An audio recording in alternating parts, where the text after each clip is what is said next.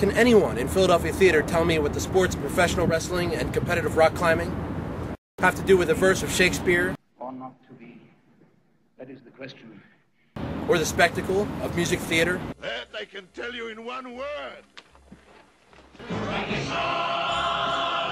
Tradition! Tradition!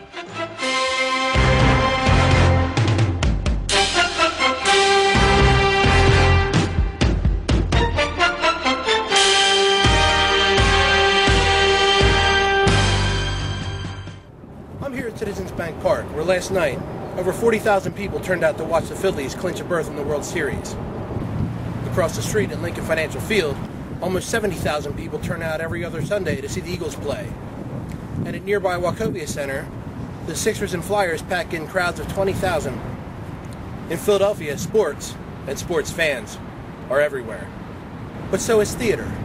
According to the Theater Alliance of Greater Philadelphia, the region boasts almost 50 professional theaters that stage hundreds of productions each season. But in 15 years of seeing theater in and around Philadelphia, I can't recall more than a handful of plays that dealt with sports. I talked to Interact Theater's artistic director, Seth Rosen, about the gap between arts and athletics.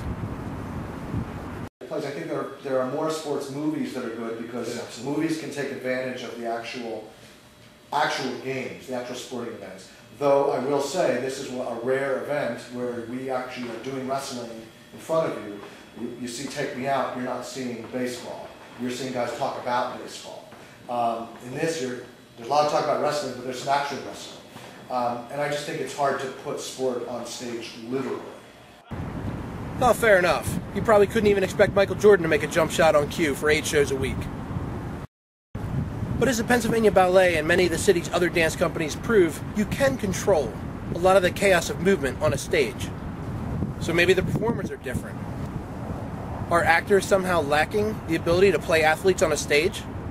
It's very hard to cast athletes because their bodies are different. They tend to be much bigger than actors. Sure. And fortunately, again, for us, in our space, in the scale of what we're doing here, we have a great cast that is very athletic. And we were able to make it work, but it wasn't without challenges. It was very, very difficult to pull this group together. So that's another reason why there aren't as many sports plays. It's a fair contention.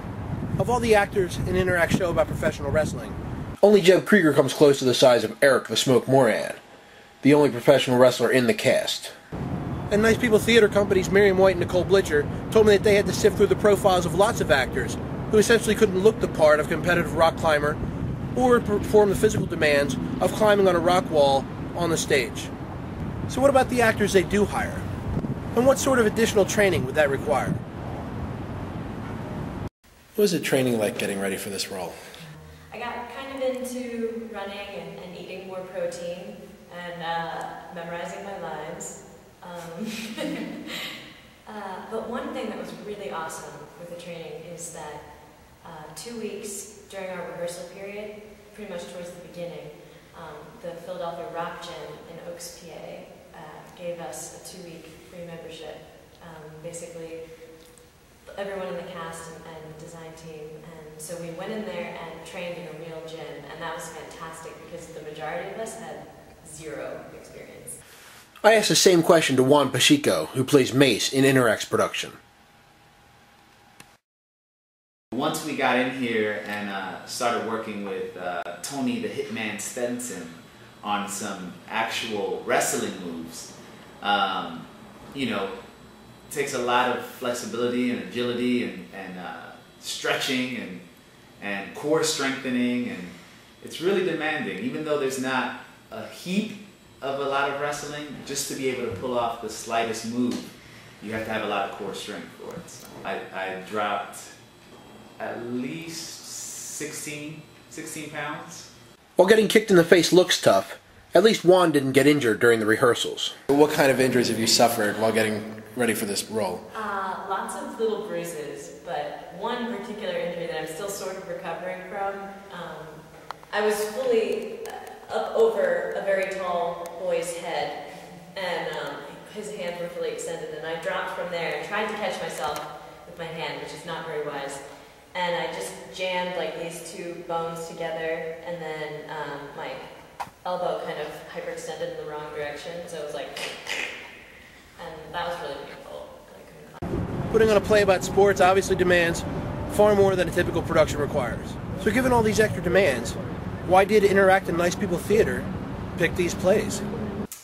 Well, as we've been thinking about our aesthetic and what we've been trying to solidify our mission as a theater company, we've been particularly attracted to pieces of work that have something inherently theatrical about the piece, and also to have a specific aesthetic appeal, both of which were apparent in Lauren's play and really leapt out on the page. But we're also looking for scripts that have really emotional and real characters that are in extreme situations. And Seth, why don't you tell us a little bit about what made you interested in picking this particular play? I love it. I love the language. I love the subject matter.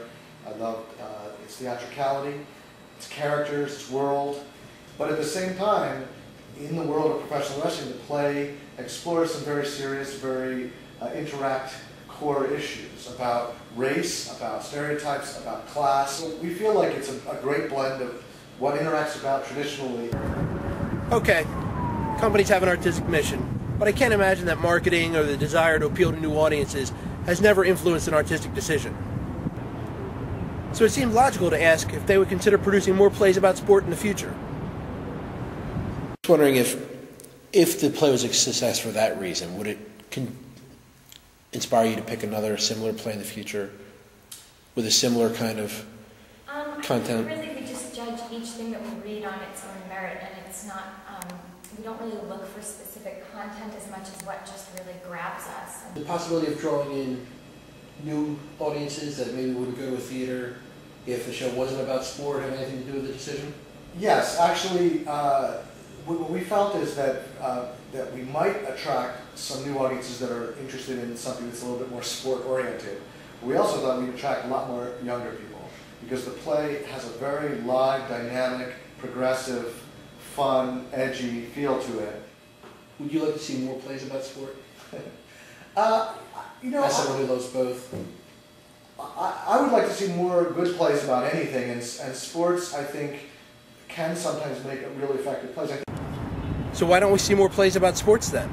Well, as someone who is a sports fan and a culture lover, I think that the thing that people go to the arts for, or take in the arts for, are two things: for beauty and for meaning. And most people who don't like sports think there's no beauty or meaning. But you know, I do think that for people who don't understand sports, it's like not understanding anything else. If you don't get it, you don't get it. No matter how often you go to the theater, if you're a sports lover, check out these two shows. Given the theater's track record for producing plays about athletes and sports, it might be a long time before you see something like either of them again.